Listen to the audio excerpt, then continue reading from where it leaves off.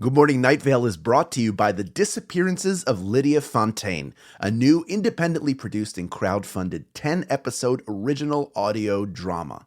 Set in a deceptively familiar world of electronic surveillance and machine-mediated communication, The Disappearances of Lydia Fontaine follows Lydia Ryan and her friends, lovelorn Ethan and wannabe internet sensation Dee, as they struggle to unravel the mystery of her mother's disappearance. Escape the sinister Fontaine family, and survive the feud over her grandfather's supernatural legacy. It weaves bitter family drama and high-stakes intrigue with fantasy and cyberpunk elements to create a surreal mystery about secrets and grudges, old books, big data, and the promise of infinite knowledge. And do not forget the talking birds. It's a full-cast production with original music and a bespoke soundscape presented through a series of found-footage-style surveillance recordings. And it's important to note, this show was made entirely without generative AI. Even the computers are voiced by human actors. Episodes are free, and you can start listening right now with the Season 1 finale due to come out on August 16th. For more information, go to lydiadisappears.com. and find The Disappearances of Lydia Fontaine wherever you get your podcasts and start listening from the beginning. Insurance isn't one size fits all, and shopping for it shouldn't feel like squeezing into something that just doesn't fit. That's why drivers have enjoyed Progressive's Name Your Price tool for years. With the Name Your Price tool, you tell them what you want to pay, and they show you options that fit your budget. Enough hunting for discounts, trying to calculate rates, and tinkering with coverages. Maybe you're picking out your very first policy, or maybe you're just looking for something that works better for you and your family. Either way, they make it simple to see your options. No guesswork, no surprises. Ready to see how easy and fun shopping for car insurance can be? Visit Progressive.com and give the Name Your Price tool a try. Take the stress out of shopping and find coverage that fits your life, on your terms. Progressive Casualty Insurance Company and Affiliates. Price and coverage match limited by state law.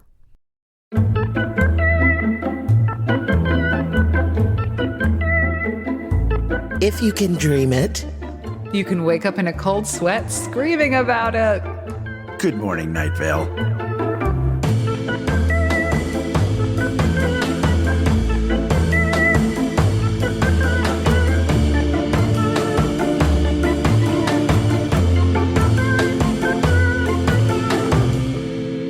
Good morning, Night Vale. It is me, Meg Bashwiner, saying hey, hello, and hi.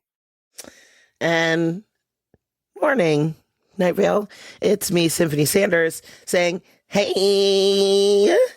And it's me, Hal Lublin, saying good afternoon, good evening, and good night. And we are Good Morning Night Vale, the show hosted by three people who are part of the cast of Welcome to Night Vale, who are listening to Welcome to Night Vale episode by episode, breaking it down for you, incorporating your feedback and questions, and just having a great time. Hopefully giving you a couple scoops along the way and talking to some of our Night Vale friends. We are recording this episode on Thursday, the 30th of November, 2023. December is upon us. It sure is. I liked how you said, we are Good Morning Night Vale, like we're like a band. We are Sex Ba-Bomb. Yeah. We are a band. Yeah. We're talking about episode 149, the conclusion of the Blood Space War series. This is The General returns home from the Blood Space War. This episode is called The General.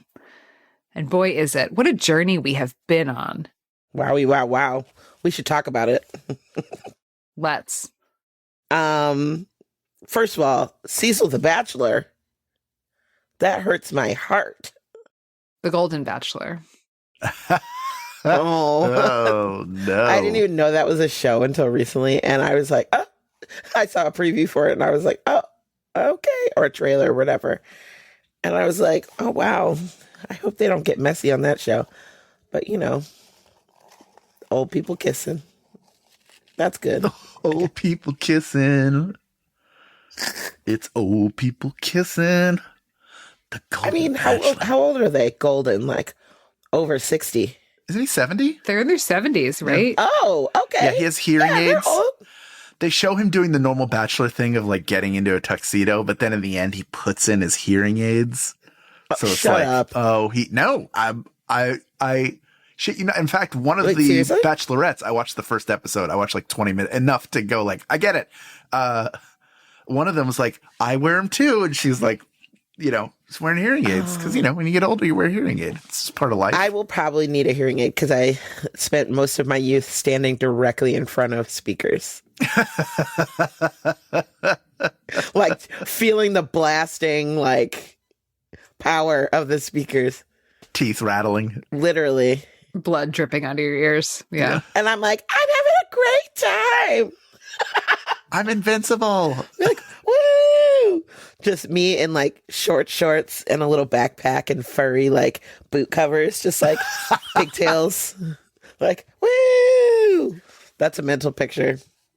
Thank you for that. But yeah, so he starts the episode by talking about how today is Leonard Burton's birthday. He would have been 117, and we just came off the episode where Leonard Burton, because of the blood space war issues, was the only one pretty much left in Night Vale, except for a small cavalcade of weirdo friggin' characters.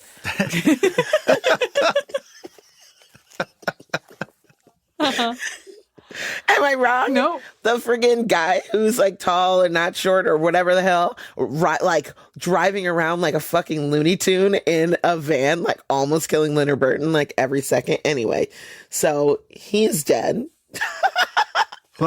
Leonard Burton. Anyways.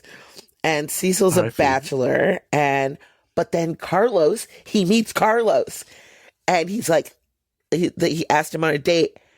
And immediately, as soon as like the date was starting to go the right way, the way we knew it, and then it got switched, I was like, oh, this is something messed up.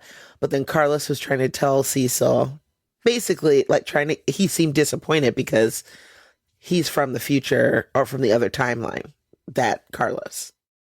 Yeah, he was disappointed because it was like, it wasn't right. Right. It wasn't, yeah. And he knew it, which is hard. It's got to be so hard.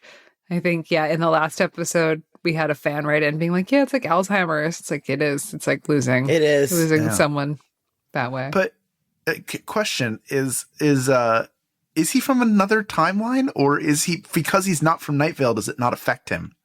Because he's constantly like, that's the one thing about Carlos is he's always an observer to everything. Well, he didn't even he didn't exist. There was that one where the one that we were like a couple episodes back. Right. One of the Blood Space War ones where Cecil didn't remember Carlos at all. Forgot him. And this is a continuation of that. I thought it was a whole different one. I think there was only a slice out of this moon. I think that's I think that is a totally legitimate theory. My thought of it was that Carlos is somehow like, he does seem to exist, although he's affected by things like when he gets taken, when he's in the desert, when he's apart from Cecil, like the rules for him are a little different because he's always an observer. I hear what you're saying, but I don't think so in this it doesn't case. quite like I think he's as close to us. Yeah. As close to the audience as you can get. Okay. Because he's observing and like, this is weird and that's not the way this is supposed to behave. Even though he has his weird stuff, his explanations of things still feel very Night Vale. Yeah. In terms of like, they're not they're not what our world knows to be true, but there is something to him like being one of the voices of reason in the madhouse. I see what you're saying, but I wonder, because this is a different one because Basima's there now. She hasn't faded away like she did in that one. And her mom's there. Right. Yeah. So, because her mom like disappeared, but I don't know. This is why timey-wimey stuff gets my brain all woodgy. Right. Yeah, I think this is a different one. Than we last, but we did last leave them where they didn't know each other. But this is, I think, a different one because Basim is back in place. So there's like some stuff that's being fixed, but it's not all the way back yet. Right. Okay. So it's like some sort of, like it doesn't all come back together at once. I think I wrote pieces falling back together. So it's not like a clean reset button. It's a little micro adjustments here and there. Because I'm also thinking of it like, Okay, so in the world where Carlos like was gone and Basima like disappeared and all that stuff, the moon was completely like busted up and gone. This one Right. is, and Leonard Burton's one was busted too, but like, or there was no moon or something like that. And then It was like there and then gone, right? And then this one, it has a slice out of it. So I wonder, it's got to have like different repercussions because of the actions that obviously are done because the general is trying to keep going back to win the blood space war against what are they called? Yeah. Polonian. Polonian. That's right. Yeah. Who we don't even know who that is. So yeah, because they were cornered on a tiny moon in the far reaches of the Crab Nebula. Right. Oh, and the other thing that upset me in this one was they were saying that Cecil was close to his mother and that she was still alive and that there was no Abby. And I was like, no Abby, that means no Janice. And if there's no, where is Steve Carlsberg in all this? That's where my mind went immediately. Where's Steve Carlsberg? Mine too, all the time. I think that every episode. Where's Steve Carlsberg at?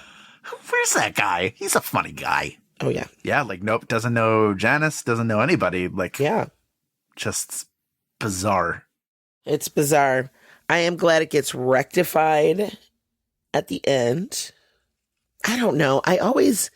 These like kind of sliding doors sort of moments in stuff where you're seeing like the reality that could have been somewhere else. So like if Cecil had a good relationship with his mom and she was just like a regular, like stable lady, but like from little inklings from live shows and through stuff that he said throughout the podcast, his relationship with his mother was strained, to say the least.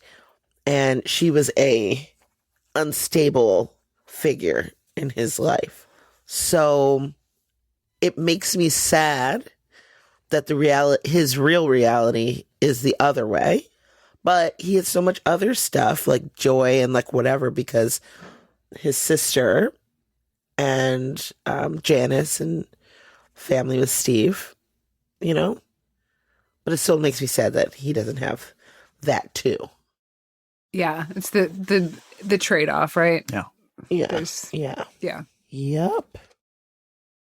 And where's Aubergine in all of this, you know? Where is Aubergine? The one who really pays the price. Mm-hmm. I think Aubergine is a lovely name but I would want the dog to be a Bichon Frise. Mm-hmm. Yeah, that's a good Bichon Frise name. Or a like standard poodle named Aubergine. You good. That's the kind of dog that has left more money than most people when the owner dies. Yeah. Like the dog has a trust. Every day Aubergine is to be fed sardines out of a crystal goblet. Damn. It's a good dog name. Is this one of the ones Iris was taught? I was going to ask you, is this one of them? Oh, yeah. Yeah. It's not one of the ones that we've talked about. I think Jeffrey did this one. So it's outside of my immediate family of the naming. But we, or maybe Joseph did it on an edit. I don't know. But yeah, we were talking about Iris wants a cat. Okay. So we were talking about cat names and she wants to name her cat Honey McCatten. I love that. Honey McCatten. Great name. She says, I want to name Honey McCatten. I want her to wear a dog necklace so I can take her for a walk to school. Yes. A dog necklace. Dog necklace. Necklace. A necklace. I have a friend who has a cat who wears a harness and a dog necklace, but the leash is attached to a harness and she walks her cat. I've watched it happen and it is trippy because, you know, dogs are always part of the walk. The cat is, she's just like, nope, don't go in there. Cat goes in there. 100% goes in there. So just eventually you just see the leash like under a bush. Yeah. I hope she comes back out, but it's possible. Oh, a dog necklace. I've definitely seen it. Nicholas Cage. Another great name for the second cat. That's what Iris wants. Nicholas Cage. Can we all appreciate the moment we're having for green screened videos of cats and dogs doing different things? Like that is like the current living meme on Instagram and TikTok are the two dogs that both look like they're confused, and then like the cat that looks smooth. So it's the cat. It's like a point of view. Your husband at Target when the cashier rings up to $300, but you only went in to buy toothpaste, and like the cat is like looks cool, and the dog is like confused and looking around. You hear the doop, doop, doop, doop, doop, doop, doop. And there are so many versions of it. I'll send you some that they're really a joy to see. Send us memes. It happened to me yesterday at Target. I went for toilet paper and I spent $135. Easy. Yeah, we did that too. Yeah. I found Legacy Tupperware, and then I was like, "Oh, I'm in love." Well, you seen the Legacy Tupperware? You go in there for one thing, and then you see something else. You're like, "Oh, right, that too." But then you'll see something, a cutie. You'll be like, "Oh, I should get that," and you're like, "No." But then you end up getting something else. Ooh, I should go to Target tomorrow because I've got some stuff for Christmas to do for my tree. Merry Christmas. Merry Chrysler. Merry Crisis. Merry Chrysler, everybody. Hey, this is our last episode before Chrysler. Oh my goodness. Happy Christmas, everybody. Love you so much. Merry Christmas. Actually, since we're on this, are we going to break it to them now? When we'll see them again? Oh, yeah. So we normally take 2 episodes off for the holidays. And because the way the calendar works this year, our 2 episodes, we won't see you guys again until February. Woo. Thanks, leap year. February. Because of the way of the calendar. But we'll be back in February, and we'll check in with you in January. We'll have some Patreon exclusive sauces. Everything exclusive. Exclusive. But yeah, I hope you guys are. I hope you had a happy Hanukkah. Because that has already passed by the time we're recording this. I hope you had a happy Hanukkah. I hope you had a happy Hanukkah. You know, Aunt Meg is drunk again. just want you to know that I hope you have a happy Hanukkah. We did. Thank you. We're Catholic. You remember that, right, Aunt Meg? Hanukkah's for everyone. That is for everyone. I got to explain to the lady at Target that it was 8 nights. Oh, is that what took you 2 hours? 8 crazy nights. That's what she said.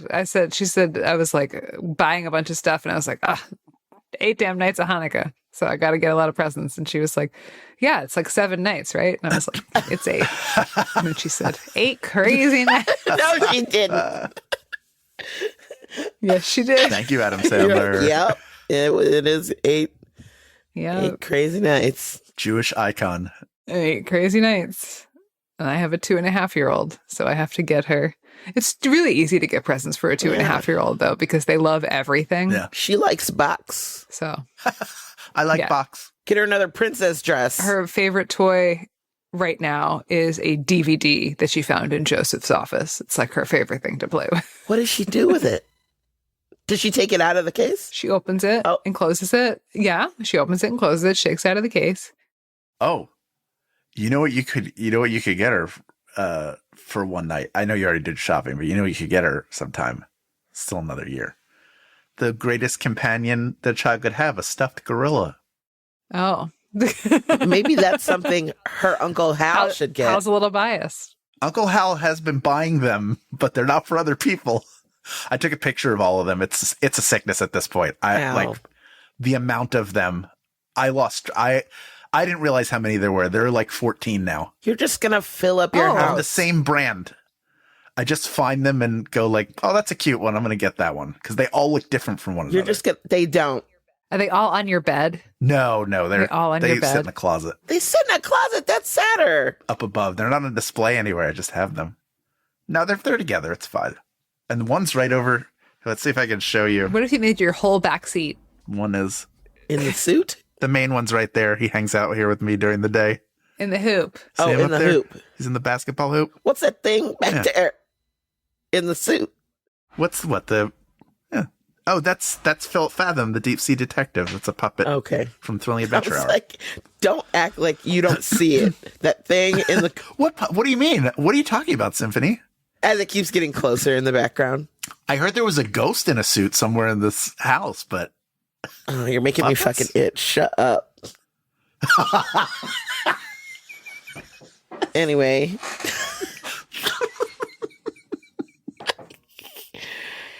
Anyways, John Peters. oh, his poor brother. No, but he's going on to be the general. He wanted to go back. He was not feeling Yeah, like you fit in. but he still misses him. You know, it's a tough separation. Of course. But they're stoic, the Peters brothers. They're are. a stoic breed, so they'll be fine. Carlos's call was my heart. I was like, it was like The Notebook or something. He was like, I will love you. I love you. Because he's willing to just be like, I'll hope that you catch up, basically. And I'll be here for you. But I want our life back. All 50 first dates, yeah, if I have to. Ugh. Speaking of Adam Sandler. Yeah. That I cry at that movie. I'll admit it. Well, Just me? no, No problem. I don't know that I have seen that movie. We're good here. I have seen it. Oh, you haven't seen it? Oh, you don't. I think I don't remember crying at it, but I do remember it being touching, like heartwarming style. You know, because anybody who has like amnesia, spoilers, 27 years later, like anybody who would like have amnesia and like their loved one every day reminding them to like how they fell in love, you know, like that sort of thing. That's a lot. That takes a lot. Being a caretaker in any way is a lot. But when it's like the person you want to spend the rest of your life with and they don't even remember who you are or what their situation is, that's intense and sad. So, and I hope it never happens to me. Yes. That would be bad. It would be bad. But if I ever did get amnesia, but like backstage at a show, would you guys be like, hey, somebody just go out on stage and read this? Do you think I'd still do good? Yeah. Yeah, I I think it's so. in there. Yeah. A Rolls Royce is still a car, even if it doesn't have That's the right. computer true. in the car working. That would be interesting. I think the temptation to fuck with you, though, would be worse. Oh, God. It'd be like literally the theater nightmare, like all over, like every day. Oh, yeah. Actor's nightmare. Yeah, the actor's nightmare. If you don't know what the actor's nightmare is, it's usually something about like you get thrust on stage not knowing, or like you're backstage not dressed and they're like, where have you been? Like, it's time for you to go on and you don't know what show it is, or you don't feel like you're ready to go.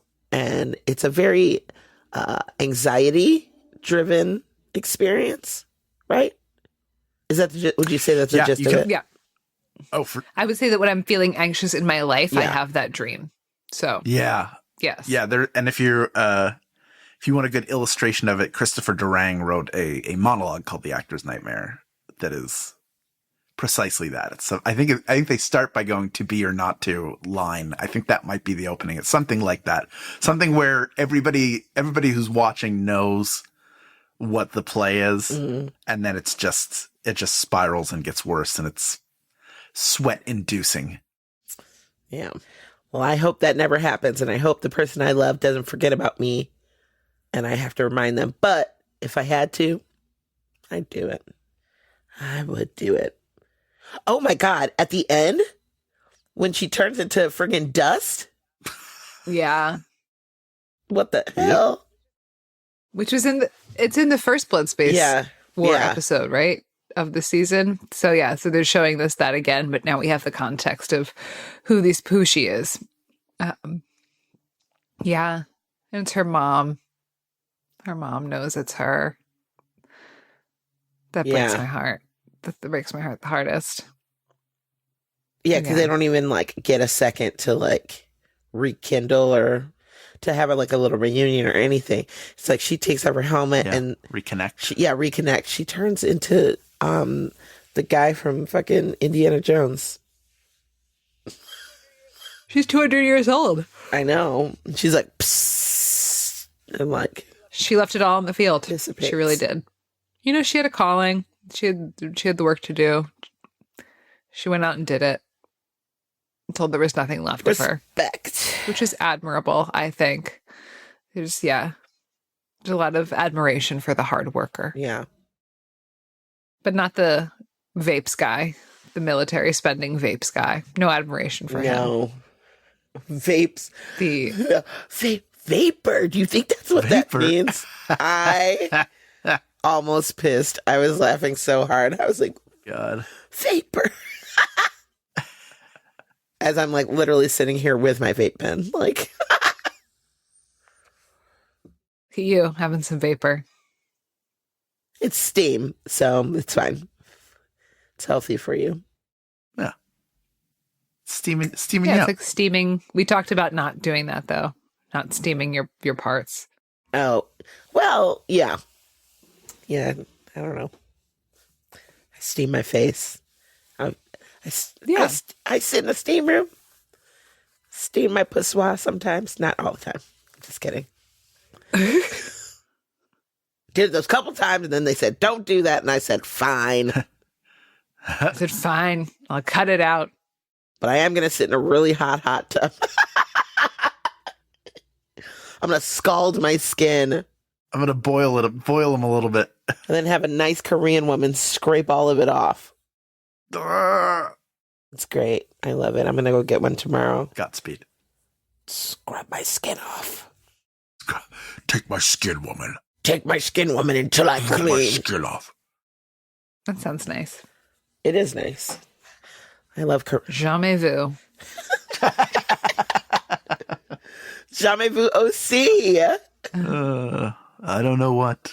It's a certain I don't know what about that. Oh, the French cracks me up. So yeah, we've come to the conclusion of this just dynamic series. It's going to be weird going back to more linear storytelling. Right, after all this timey-wimey stuff. Well, the next episode's a Lee Marvin episode, so we've got a little bit of a I think we have the conclusion of the Lee Marvin story. It'll be a soft landing. Yeah. And then we can hopefully get back into a timeline that we can understand for our simple brains. Yeah. Really beautiful exit to the episode, though. Yes, Really absolutely. It was beautiful, for a little scary. It was touching and a little bit like the time traveler's wife style, type of things.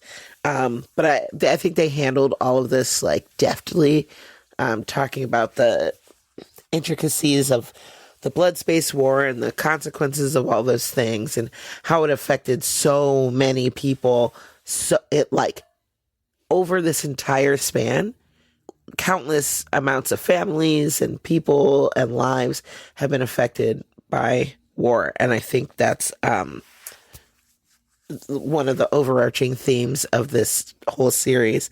And at the end, when he says, there will always be a war because there will always be a lust for war. And while that is unfortunate, I do believe that is a scary and sad truth because people lust for power and resources and can't not own stuff. I guess. Can't just let people ruin everything. They do. If it was up to me, there'd be no wars. Except fashion wars. Up next, we hear from fans and friends of the show. But first, a conversation about this episode's weather. This episode's weather was sad but not depressed. From the podcast, It Makes a Sound. So, at first I was like, why do I know this woman's voice? And I was just like, oh, because I know these people. When I found it out later, I giggled at that phrase. I'm not depressed. I'm just sad. I like that. It'd be like that sometimes. It do. Do. The song's a banger. Yeah, it's really good. It really is. Absolutely. So, and it makes it sound as a great podcast. So Check it out. it's cool. It's cool. Podcasts are cool. Songs are cool. Yeah, podcasts are cool. We love it. They're cool. Podcast Plus song. Oh, yeah. Extra That's cool. the new chocolate and peanut butter. It's a podcast that has a song in it, but the song is from a podcast. And then now we're doing a podcast about that podcast in the song podcast. Podcast. I have to stop saying it. Podcast. iPod Podcast. broadcast. Podcast. Song. iPod Podcast. broadcast. Podcast. Podcast.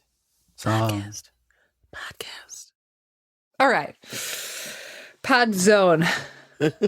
My friends, let's enter the FanZone Calzone. Let's get inside of Why it. not? Oh, yeah. Stay right there. Good Morning Night Vale will return after a brief break.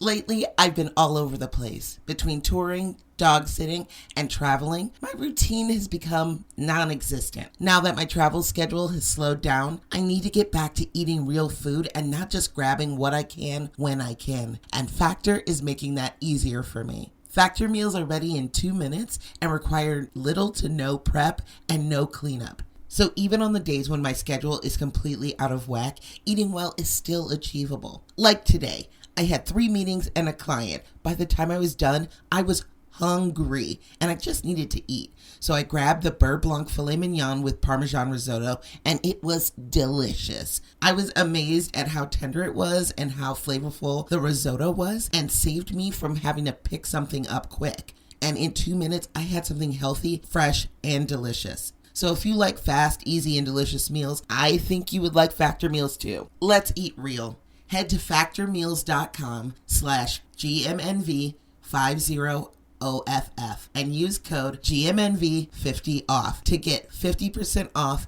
and 1 free breakfast item per box for 1 year, while supplies last until 10/31/2026. That's code GMNV50OFF at factormeals.com. GMNV50OFF at factormeals.com. See website for more details. This episode is brought to you by Accenture. When your advertising operations fall out of sync, everything else follows. Spotify and Accenture are working together to reinvent the rhythm of ad sales, using automation, analytics, and smarter workflows to simplify campaign delivery and access better data across the business. The result? Less time spent on operations, more time connecting brands with the moments and fandoms that matter most. Learn more at accenture.com/Spotify. Sarah writes to us, good morning, Night Vale crew. On the most recent episode, there was much discussion regarding strange and unusual calzones. I write to you to share what I believed in the mid-90s to be an unusual combination offered by a calzone-only chain restaurant. Hearing the submissions by other listeners, I realized that what was weird by 90s standards is quite tame today. When I attended Ithaca College, one of the only places you could get food at a very late hour for very little money was DP Dough. I believe at the time a calzone big enough to soak up all the natty ice we drank went for about $4.25. Their website will not show me prices without downloading their app, so I'm not sure how much more expensive they are today. They're definitely like $17.99. Oh, yeah. All right. Everyone had their favorite zone, as they called them. Mine was the cheeseburg zone. Yes, cheeseburg, like an iceberg made of meat and cheese and dough, which is filled with ground beef, bacon, cheddar cheese, and mozzarella. I don't remember if it automatically came with marinara or not, but I definitely took mine with it. There are too many good restaurants in Ithaca, so unfortunately, among the many times I have made a day trip, I have not sought out a zone for lunch or dinner. I usually save lunch for Viva Taqueria and dinner for Moosewood. If you've never been to Ithaca, I highly recommend it, whether you go for a zone or not. Yours in culinary appreciation, Sarah from Pine Plains. We have. Also, hey, Sarah, what up? Pine Plains, you're my neighbor. That's cool. And so many things. When I first visited my sister at college at the University of Rhode Island in the early 2000s, we had DP Dough late at night. And I was like, a restaurant that only does calzones? Crazy. Yeah, it's great. Thank you for sharing this tale of calzonery with us. And yeah, shout out to the Moosewood. That's where I ate when I was in Ithaca doing a Night Vale show. I love Ithaca. Yeah, we were in Ithaca a while, but now the next time we're there, we got to get DP dough. We got to get an actual calzone. We've not had a calzone together. Yeah. Ithaca is gorgeous. Yes, we should have a calzone. Immediately. I think we should.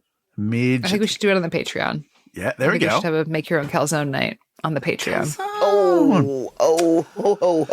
Well, until then, I got a banger of a message from Marianne who writes, "Hi all. Nice. It will be literally years before you discuss this episode, but I had the strangest experience with The General, which just came out. Do you constantly get people emailing you with info about the Welcome to Night Vale episode that just aired? You must. Anyway, this was weird enough that I thought other people might be amused. So, while listening to The Weather, I was convinced I'd heard the song before, but could not place it. I've known other weather songs before, so I was racking my brain for any clues as to where I'd heard it before. In an unknown opening set for a band I like or something, I came up with nothing. Upon hearing that it had been It Makes a Sound, my first thought was, weird, I never listened to that one. I wonder where they got that song from. And then I Googled, still trying to find what band wrote the song. However, after reading the wiki for It Makes a Sound, I realized that I had listened to it and loved it, and how could I have forgotten this? As soon as I read the synopsis, I remember listening to it on the bus and crying about it. In other words, perhaps I too had my history temporarily rewritten by the Blood Space War? Anyway, excellent moving episode, but also a mind fuck. Love you all, Marianne. Yes, thank you for that, Marianne. Up next, we have Howie. Howie writes, "Good morning, Meg, Hal, and Symphony. Longtime listener, first-time emailer. I've been listening to Welcome to Night Vale as it comes out since episode 20. Where was I in 2023? Sophomore in high school, probably vacuuming. And it's been insanely wonderful to have this podcast to be consistent and constant in my life. My brother and I have attended the last 3 Dallas live shows. Oh, hell yeah. And I've enjoyed them immensely. That tradition started because I couldn't drive to the first one, and my brother got saddled with babysitting me.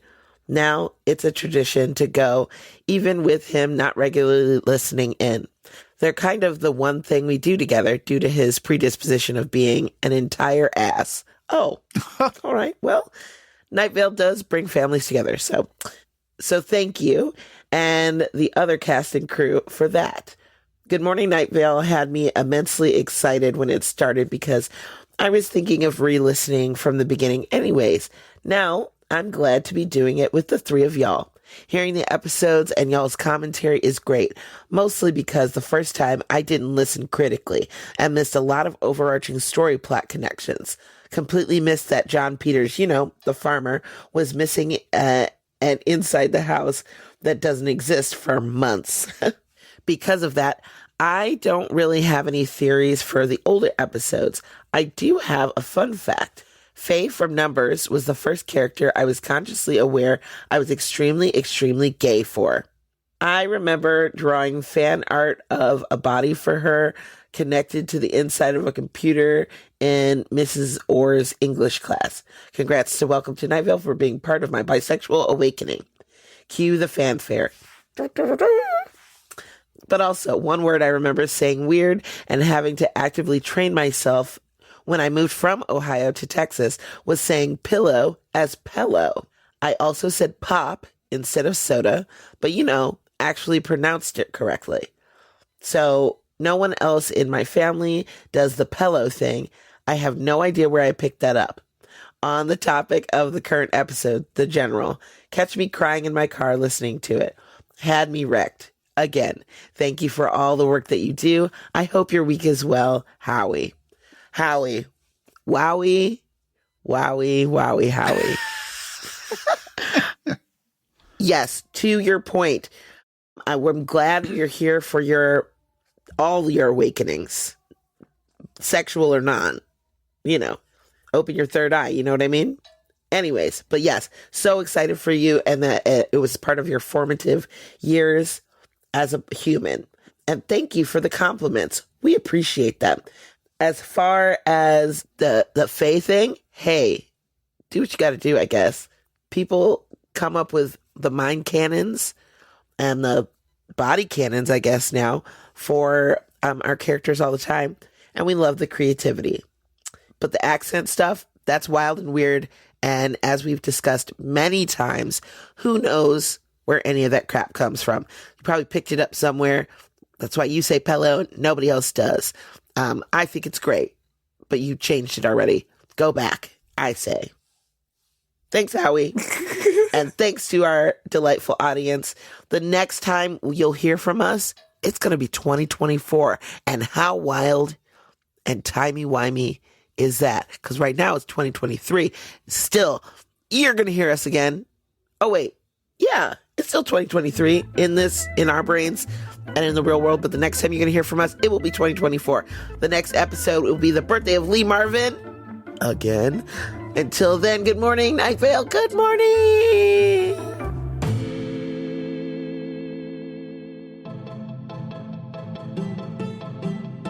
Good Morning Night Vale is a Night Vale Presents production. It is hosted by Symphony Sanders, Meg Bashwiner, and Hal Lublin. It is edited by Felicia Dominguez and mixed by Vincent Cacchione. It is produced by Meg Bashwiner. Theme music by Disparition. Email us at info@goodmorningnightVale.com to share your theories and ask questions, or to tell us where you would go on a date in Night Vale.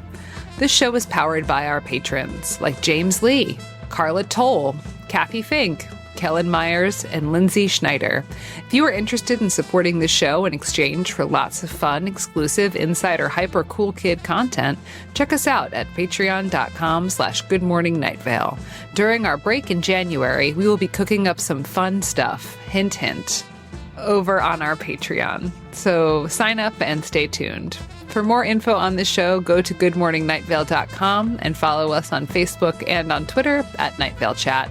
Special thanks to Joella Knapp, Jeffrey Craner, and Joseph Fink. The calzone ingredient of the week is an entire year's worth of love, gratitude, and recapping Night Vale episodes.